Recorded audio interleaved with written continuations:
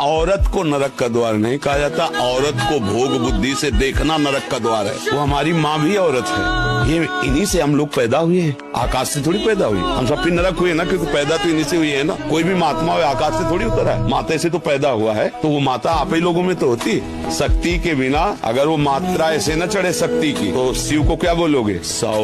ये शक्ति ही शिव है। ऐसे ही तुम्हारे जीवन की एक साथी स्वरूप बन करके भगवान आए हैं, तुम्हें दुलार करने के लिए, तुम्हें सुख पहुंचाने के लिए। माता की तरह भोजन बना के पत्नी दुलार करती है, मित्र की तरह तुम्हें सही सलाह देकर तुम्हें सुखी करती है। सर्वस्व अपना अर्पण कर, उसको नरक कैसे दृष्टि तुम अपनी बदलो। मतलब तुमने नारी की तरफ भोग दृष्टि से देखा, तुम्हारा नरक का बिल पास हो गया है।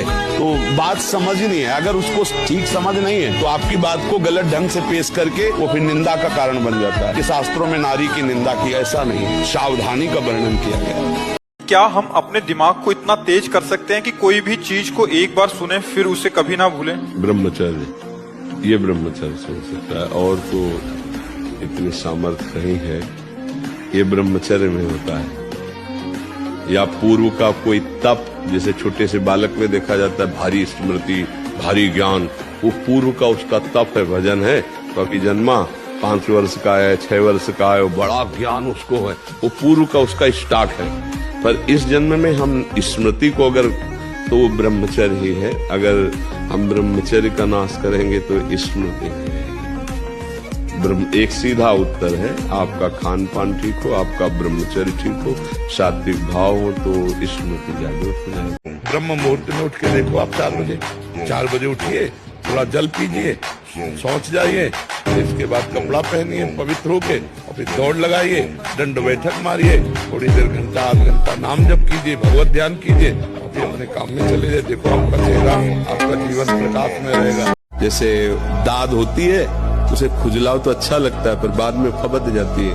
बस दाद जैसा सुख मिलता है उसको खुजलाने का, और उसी को सुख समझता है। अभी अज्ञानी है, जानता है नहीं। वीरपात जैसी भयानक मतलब वृत्ति उत्पन्न हो गई, अब उसको किसी दूसरे की जरूरत नहीं है, तो अब वो उसे खिलवाड़ समझता है। ऐसे से बच्चे मिले जो दिन में 8-8 बार हस्तमैथुन करते हैं, और उन्होंने ऐसा सर्वनाश कर लिया। ब्रह्मचर्य में अपार सामर्थ्य है, अपार सामर्थ्य है। ये नवीन बच्चे जो ब्रह्मचर्य नष्ट करें बहुत घातक है। आप अपने ब्रह्मचर्य को छीण मत करना, आप कोई नशा मत करना जब तक विद्या अध्ययन कर रहे हो, ये बहुत बड़ी साधना है। और अगर आप ग्रेजुएट ना हो जाए तो हमें बताना। अपनी कोई हाथ से क्रिया मत करना, हमारी बात ये मान लेना। अगर एक बार भी कर ली फिर रोक नहीं पाओगे, ऐसी माया है। अगर ब्रह्मचर्य रहना है तो प्राणों को भी पवित्र करना है, सूक्ष्म करना है, और आहार बहुत पवित्र पाइए। और रात के सोते समय गर्म दूध मत पीजिएगा। अगर दूध लीजिएगा भी तो एकदम नॉर्मल करके लीजिएगा, और दूध पीने के बाद 10-15 मिनट टहलिएगा। ब्रह्मचर्य जीवन को प्रकाशित कर देता है। आप शरीर पवित्र रख के देखो, 1 महीना झूठा मुंह मत रखना, शरीर पवित्र रखो और ब्रह्मचर्य रह के देखो। 1 महीने में आपको ऐसा लगेगा आप देवता। आप न सुधरना चाहो तो चाहे ब्रह्मा जी आ जाए, आपको नहीं सुधार सकते। आपके सुधरने पर है। आपने खुद अपना नाश कर लिया। अभ्यास एक ऐसी चीज होती है कि बहुत अच्छी भी होती है, बहुत बुरी भी होती है। अब जैसे जिनको ऐसा अभ्यास हो गया, वो कसम खा ले तो भी नहीं रुक सकते, क्योंकि उनके हाथ वहीं पहुंच जाएंगे, वैसी चेष्टा करेंगे, फिर बाद में उनको रोना आएगा, फिर वो कसम खाएंगे, फिर वो हार जाएंगे, पर उनके जबरदस्ती वो क्रिया करा लेगा। अभ्यास एक बहुत बड़ी चीज होती है। ज्ञानियों की ज्ञानमयी चेतना का अपहरण करके बलात् उसे मोह में डाल दे, वो भगवती महामाया है, कोई साधारण नहीं। हर परिस्थिति से लड़ना आ जाएगा यदि आप अध्यात्म में चलना सीख गए। हर परिस्थिति को रौंदना आ जाएगा, रौंदना आ जाएगा। हमें कोई परेशानी नहीं, शरीर परेशान तो हमें कोई परेशानी नहीं बता। अरे बचपन से बैरागी है, कोई मतलब ऐसे थोड़ी कि घुटने टेक दे माया के इस प्रपंच में। नहीं नहीं, शेर दिल है, जिंदगी भर शेर की तरह। शरीरों से प्यार नहीं होता, शरीरों से मोह होता है। प्रेम तो केवल भगवान से होता है। संसार में हमें प्रेम नहीं है, संसार में स्वार्थ है, काम है, वासना है। नौटंकी करेंगे कि हम आपको प्यार करते हैं, ऐसा है वैसा है, मैं तुम्हारे लिए जीवन दे दूंगा, लेकिन तुम्हारे लिए मरना ही है ना, तो लगा लंगोटी। मरना है तो ऐसा मर के अमर हो जा, मरने जैसा दुख सहना चाहता ना, लगा लंगोटी और 2 रोटी मांग के खाओ, रात दिन भजन कर, देख पूरे विश्व को हिला न दे तुम्हें। हारने पर एक जोश पैदा होता है कि अब की बार तो मैं परास्त हो गया, लेकिन अब की बार ऐसा उठूंगा ये मुझे परास्त नहीं कर पाएगा। बलवान हो गए, 2 लीटर मठा और 8 रोटी पाए, बैल की जैसी ताकत। अगर बैल को नाक पकड़ के रोक ले तो वो वही खड़ा हो जाए। तो आज ट्रैक्टर से जोती है, कोई मेहनत तो लग रही है।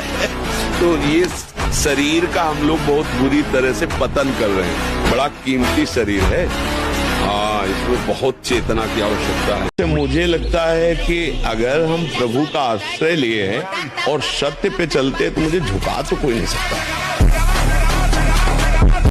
यदि हम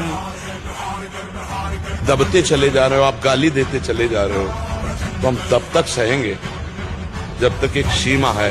लेकिन अगर सीमा उल्लंघन की तो जितना तप है, भजन बल है, शारीरिक बल है, व्यवहार बल है, उसका प्रयोग करके आपको शासन मिलेगा। जितेंद्रियता का, जिसके निकालने में इतना सुख है, उसको रोकने में कितना सुख होगा, इस बात को कैसे कोई समझे। हमारा जी नाम बल से हुआ है, सच बता रहे। आपने जो बोला ना धरा तो अपने पास की कुछ नहीं थी, अगर ना धरा रखते रहे ना अपने, पता नहीं क्या होता है, सारी गलत चीज छूट गई हमारा। बिल्कुल बिल्कुल छूट चुका, बिल्कुल छूट, और आप ठीक हो जाओगे। यही बात आप कहोगे जो ये बोला, बस आप बिल्कुल चलना हमारे कहने के अनुसार। तो ये जो बाहर के पुरस्कार है, इनको मत देखो।